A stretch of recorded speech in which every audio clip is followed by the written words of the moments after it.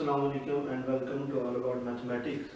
आज हमने स्टार्ट करना है सैनवी थ्योरम को और इसके रिलेटेड एक थ्योरम है उसको हमने प्रूव करना है। तो सैनवी थ्योरम की स्टेटमेंट मैंने लिखी हुई है, इसमें ये है कि हमारे पास अगर तीन फंक्शन हो और एक फंक्शन एक्स और जी और तीसरा फंक्शन है एच, तो ये फंक्शन जो है वो इस कंडीशन को सेटिस्फाई करते हैं कि एफ ऑफ एक्स जो है उसकी वैल्यू लेस देन इक्वल है जी ऑफ एक्स से और जी ऑफ एक्स की वैल्यू लेस देन इक्वल है एच ऑफ एक्स से। ठीक है, और ये किसी एक कॉमन इंटरवल के ऊपर डिफाइन है। ठीक है, सपोज वो इंटरवल ए बी है तो जिसके अंदर एक पॉइंट है सी। ठीक है, और उस पॉइंट के ऊपर फंक्शन एफ ऑफ एक्स की लिमिट क्या है, एल है, और एच ऑफ एक्स की भी लिमिट हमारे पास क्या है, एल है।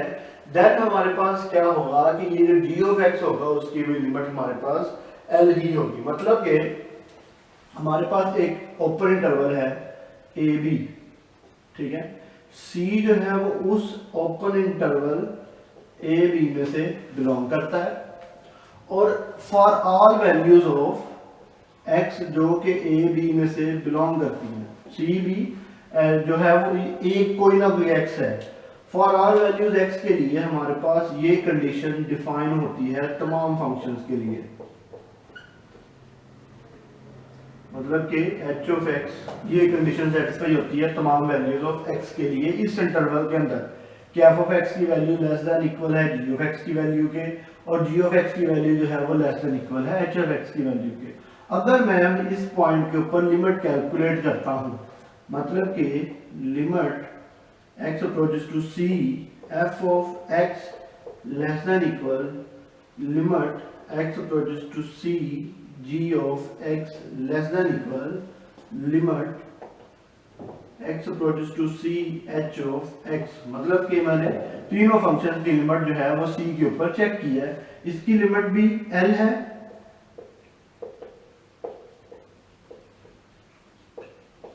और इसकी लिमिट भी L है। तो सैनवी थ्योरम ये कहता है कि ये जो फंक्शन g ऑफ x है देन क्या हो, ये जो हमारे पास फंक्शन g ऑफ x है उसकी भी c के ऊपर जो लिमिट है वो भी L ही होगी। ये हमारे पास सैनवी थ्योरम की स्टेटमेंट थी कि तीन फंक्शन है हमारे पास f g और h, और तीनों एक ओपन इंटरवल ए बी के ऊपर डिफाइन है, और ये इस कंडीशन को for all values of x के लिए डिफाइन कर रहे हैं, और उस इंटरवल में एक पॉइंट सी है, ठीक है, जिसके ऊपर दो फंक्शन जो है एफ ऑफ एक्स और एच ऑफ एक्स की लिमिट सेम है, एल है।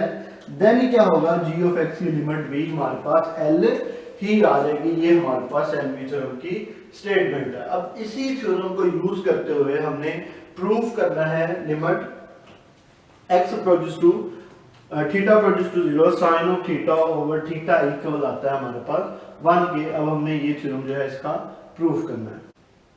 अब हमने ये प्रूफ स्टार्ट करना है कि limit theta approaches to 0 sine of theta over theta equal आता है 1 के। इस चीज का हमने प्रूफ करना है, तो उसके लिए हम कंसीडर करते हैं हमारे पास एक यूनिट सर्कल है। तो यूनिट सर्कल है हमारे पास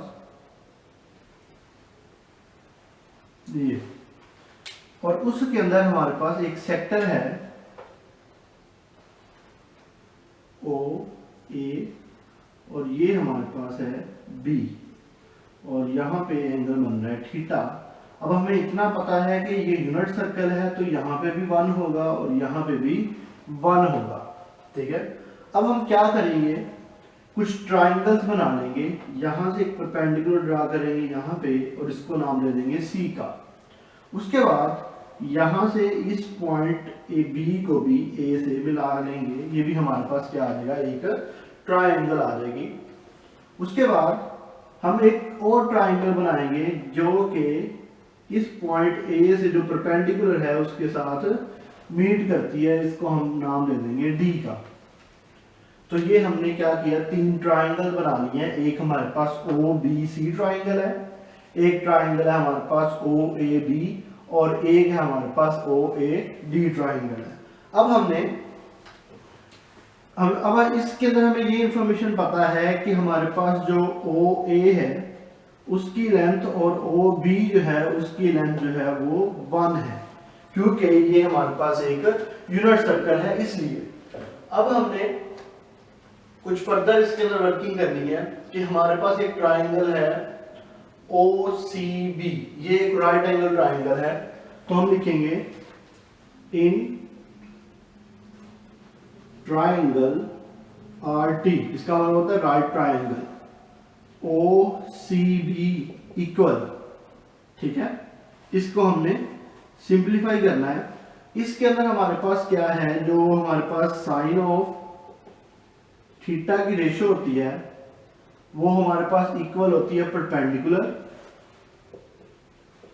BC ओवर हाइपोटेन्यूज OB। तो यहां से हम अगर BC की वैल्यू 1 पुट करते हैं तो साइन ऑफ थीटा इक्वल आता है BC के, ये आ जाता है हमारे पास।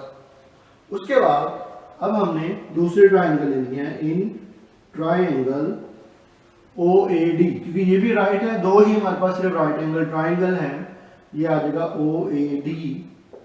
इसके अंदर क्या है कि परपेंडिकुलर ओवर बेस, यहां पे हम tan ऑफ थीटा यूज करेंगे, परपेंडिकुलर AD ओवर OA आएगा। तो यहां से क्या आ जाएगा, OA की वैल्यू भी 1 है, तो tan ऑफ थीटा इक्वल आ जाएगा AD के इसके इक्वल, ठीक है। ये हमारे पास दो हमने वैल्यूज जो थी वो फाइंड कर ली। अब हमने इसके एरिया को डिस्कस करना है, ठीक है। तो एरिया के लिए हम एक ट्राइंगल लेंगे OAB, एक सेक्टर लेंगे OAB सेक्टर, एक ट्राइंगल है और एक सेक्टर है, और एक हम लेंगे OAD ट्राइंगल, ठीक है। तो इनके हम एरियाज कैलकुलेट कर लेते हैं। तो पहले एरिया लिख लेते हैं, ये हम लिखते हैं एरिया ऑफ ट्राइंगल OAB, वो होता है 1/2 बेस जो कि हमारे पास OA है, और परपेंडिकुलर डिस्टेंस वो है BC।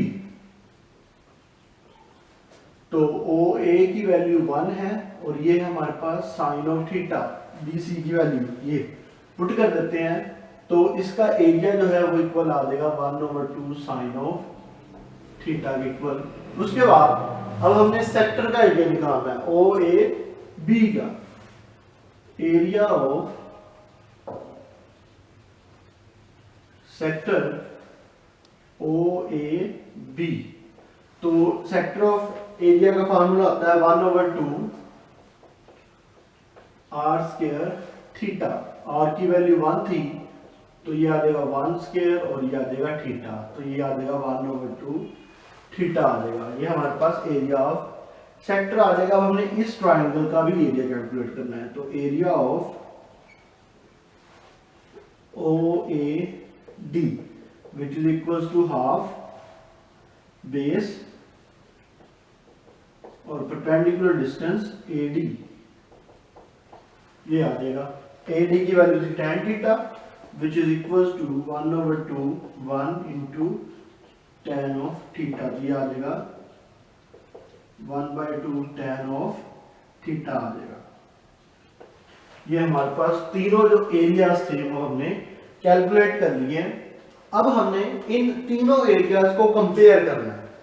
क्या करेंगे, उनको कंपेयर करेंगे और देखा जाए फिगर के अकॉर्डिंग जो OAB ट्राइंगल है उसका एरिया विजुअलाइज अगर हम करें छोटा है सेक्टर के एरिया से OAB से, और OAB का जो एरिया है वो छोटा है OAD ट्राइंगल से। तो ये हम इसको क्या कर रहे हैं, कंपैरिजन कर रहे हैं। तो ये हमारे पास एक इनइक्वालिटी बन जाएगी कि इसका एरिया लेस देन है सेक्टर के एरिया से और सेक्टर का एरिया लेस देन है OAD ट्राइंगल से। तो इसको हम फिर आगे सॉल्व करते हैं। तो यहां पे आ जाएगा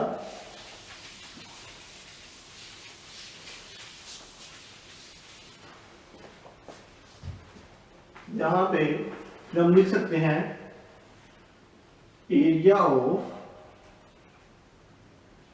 triangle OAB less than equal area of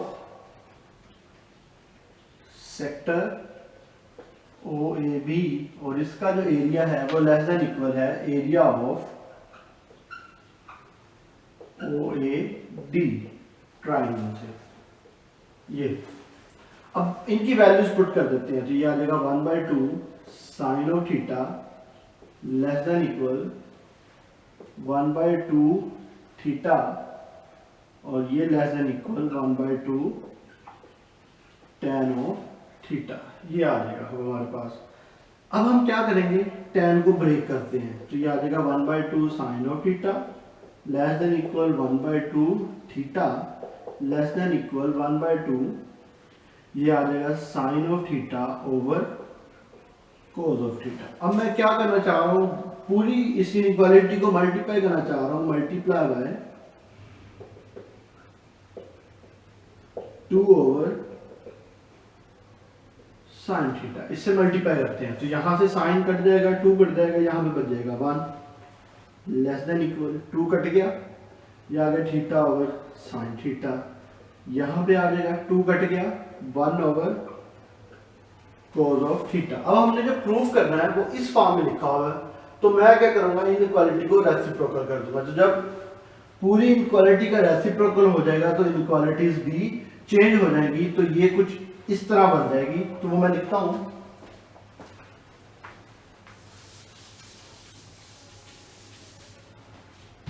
ये हमारे पास आ जाएगी फिर cos of theta less than equal sine of theta over theta less than equal 1।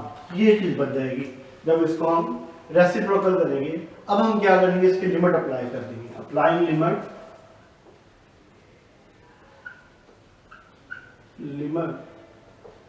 Theta approaches to 0, तो जब लिमिट अप्लाई करेंगे cos of theta less than equal limit theta approaches to 0 sine of theta over theta less than equal limit theta approaches to 0 1। अब जब हम limit इसको apply करेंगे, ये आ जाएगा 1, क्योंकि 0 जब cos 0 के अंदर 1 होता है, लेस देन इक्वल ये एज इट इज रहेगा, क्योंकि इसी को तो हम फाइंड कर रहे हैं,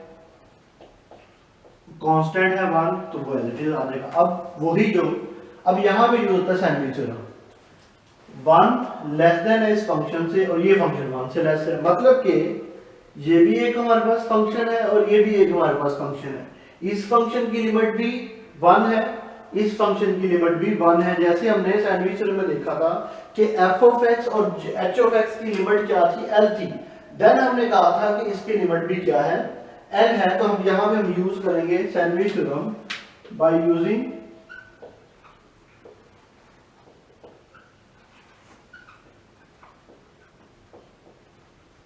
थ्योरम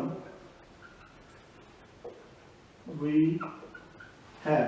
ये क्या आ जाएगा फिर, limit theta approaches to 0 sine of theta over theta equal किसके इक्वल आ जाएगा 1 के।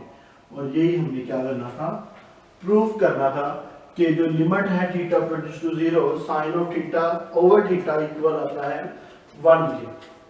तो इसके अंदर हमने क्या किया था, एक सर्कल लिया था और यूनिट सर्कल था वो, उसके अंदर हमने कुछ कंस्ट्रक्शन की और 3 ट्राइंगल कंस्ट्रक्ट की, 2 राइट एंगल थी ट्राइंगल, ठीक है। और फिर हमने क्या किया, उसका पहले तो राइट एंगल को ट्राइंगल को यूज करके हमने कुछ 2 वैल्यूज थी वो कैलकुलेट की, फिर हमने एरियाज कैलकुलेट किए थे, एरियाज को फिर हमने कंपेयर किया, कंपेयर करके उसके अंदर एरियाज की जो वैल्यूज थी वो सब्स्टिट्यूट की, और फिर हमने उसको थोड़ा सा सिंप्लीफाई किया, और फिर हमने इसका किया रेसिप्रोकल। रेसिप्रोकल लेने से हमारे पास लिमिट जो इनइक्वालिटीज होती हैं वो चेंज हो जाती हैं। फिर उसके बाद हमने लिमिट अप्लाई की, लिमिट अप्लाई करने के बाद हमने सैंडविच थ्योरम लगाया, और हमारे पास जो रिक्वायर्ड थ्योरम था वो क्या था, प्रूव हो गया था। तो ये था हमारा आज का लेक्चर। अगर ये आपको हेल्पफुल लगा तो हमारे चैनल को सब्सक्राइब कर दें और नोटिफिकेशन के लिए बेल आइकन को प्रेस कर दें ताकि आपको हर वीडियो का नोटिफिकेशन मिल सके। शुक्रिया।